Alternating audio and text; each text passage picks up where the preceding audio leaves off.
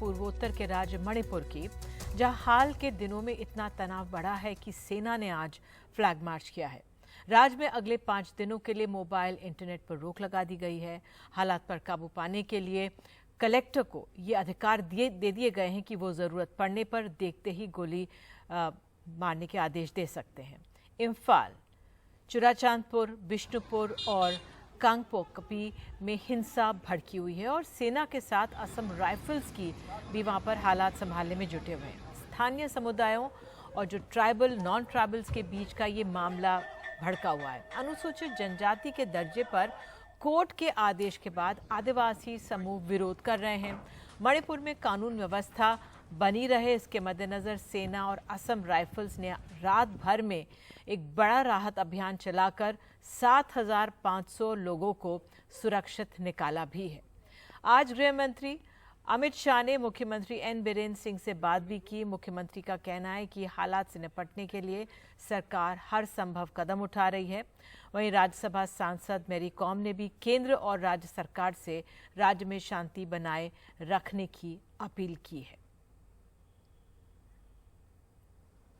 During the last around 24 hours, some incident of clashes, vandalisms and arson have been reported in Imphal, Churachandpur, Bishnupur, Kangpokpi and More, etc. Precious lives have been lost besides damage of property of residents, which is very, very unfortunate. These accidents are a result of prevailing misunderstanding between two sections of our society. The state government is seized of the developments and taking all steps to control the law and order situation. और ये कल रात से लेके बहुत भयंकर मतलब वो ज्यादा हो रहा है और मुझे चाहती हूँ कि हो सकता है तो जल्दी से जल्दी स्टेट गवर्नमेंट और सेंट्रल गवर्नमेंट कुछ करे कि मणिपुर में ये दोबारा मतलब ये पीस को ये सिचुएशन को खत्म होने के लिए ये मैं रिक्वेस्ट कर रही हूँ। राहुल गांधी ने भी ट्वीट कर मणिपुर की खराब होती हालत पर चिंता जताई है। प्रधानमंत्री यहां हालात पर ध्यान देकर शांति बहाली के लिए कदम उठाएं, लिखा है। मैं मणिपुर निवासियों से शांति बनाए रखने की अपील करता हूं। और यहाँ पे जो इतनी गंभीर स्थिति बनी हुई है उस पर बात करने के लिए हमारे साथ हैं किशले भट्टाचार्य जी, वरिष्ठ पत्रकार हैं। बहुत बहुत धन्यवाद किशले, समय निकालने के लिए। पहला सवाल यही है आपसे कि ये इतनी गंभीर परिस्थिति क्यों बनी, जरा समझाइए, ऐसे हालात क्यों हैं वहाँ पर? निधि, ये ट्राइबल नॉन ट्राइबल कनंड्रम जो है उत्तर पूर्व में काफ़ी कॉम्प्लिकेटेड है क्योंकि हर राज्य में इसकी बैलेंस जो है अलग है और इंटरप्रिटेशन अलग है। तो मणिपुर की बारे में बात करें तो यहाँ पर जो डोमिनेंट कम्युनिटी है, मेजॉरिटी कम्युनिटी है, उसको मैतेई कम्युनिटी कहा जाता है और मैतेई कम्युनिटी नॉन ट्राइबल है। और बाकी वहाँ पे बाकी बहुत सारे वहाँ पर एथनिक ट्राइबल कम्युनिटीज़ है जो इसको हम ट्राइबल कहते हैं। लेकिन अब मैतेईज भी वहाँ पर इंडिजिनस कम्युनिटी है, बाकी भी इंडिजिनस है। तो ये ट्राइब बाकी राज्यों में ये है, जैसे कि मेघालय में आप जाइए तो वहाँ पे नॉन ट्राइबल जो है वो नॉन इंडिजिनस है, लेकिन मणिपुर में नॉन ट्राइबल भी इंडिजिनस ही है। अब वो नॉन ट्राइबल कम्युनिटी जो डोमिनेंट कम्युनिटी है, मेजॉरिटी कम्युनिटी है, वो चाहते हैं अब वो ट्राइबल बन जाए। अब the tribal community feels that is there, उस पे कुछ एक पॉलिटिक्स है। अब वो पॉलिटिक्स इज अराउंड लैंड। हर कॉन्फ्लिक्ट की आई थिंक रूट में जो है वो लैंड लेकर होता है। और यहाँ पर land let me explain this to you कि मैतेई कम्युनिटी जो मेजॉरिटी कम्युनिटी है वो उनकी पॉपुलेशन जो है दैट इज 53%। और वो इम्फाल में है, शहरी इलाकों में है। एग्जैक्टली और वो 10% टेरिटरी में रहता है। सो 53% ऑफ द स्टेट पॉपुलेशन रहता है 10% लैंड एरिया में। और बाकी जो ट्राइबल पॉपुलेशन है, बहुत सारे वहाँ पे ग्रुप्स है, कुकीज, माराम्स, पाइतेस, तांगकूल्स, बहुत सारे, they dominate 90% of Manipur territory.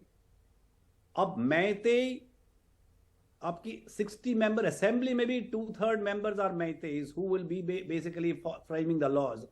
अब जब ट्राइबल वो बन जाएंगे, मैतेई अगर ट्राइबल बन जाए तो they will then be able to occupy the tribal lands. अभी ट्राइबल लैंड्स आर प्रोटेक्टेड, तो ये 10% एरिया जो है वो 10% एरिया से वो फैल जा सकते हैं। अब ट्राइबल एरियाज जो है उनकी डर है कि अगर मैतेई यहाँ पे आ जाए वी विल गेट डिस्प्लेस्ड। ये this is one of the fears which has triggered this riot. और ये बिल्कुल, ये नए बहुत राइट अहम आपने जो बात बताई कि जमीन को लेकर ये है। मैं कहीं पे पढ़ रही थी कि अगर मणिपुर में 60 विधानसभा सीट हैं, 60 तो 40 इम्फाल में ही हैं और ये इन्हीं के उसमें आ जाती हैं। तो इससे किस तरह से इसे बैलेंस किया जा सकता है?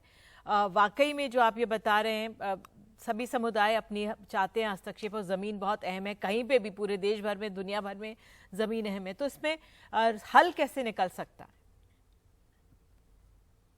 निधि, हल तो मुझे पता नहीं है, लेकिन आई थिंक इक्वल रिप्रेजेंटेशन की एक जो कॉन्स्टिट्यूशनल रिफॉर्म या कॉन्स्टिट्यूशनल वो फेडरल डेमोक्रेसी पे जो बातचीत चल रही है काफ़ी जगह में, I think this is one of the areas.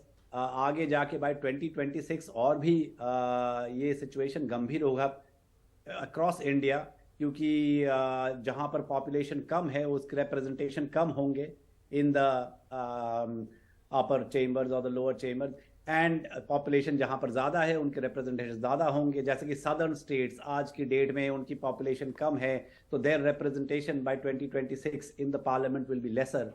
और ये लेकर ऑलरेडी काफ़ी तनाव है और ये तनाव बढ़ता जाएगा।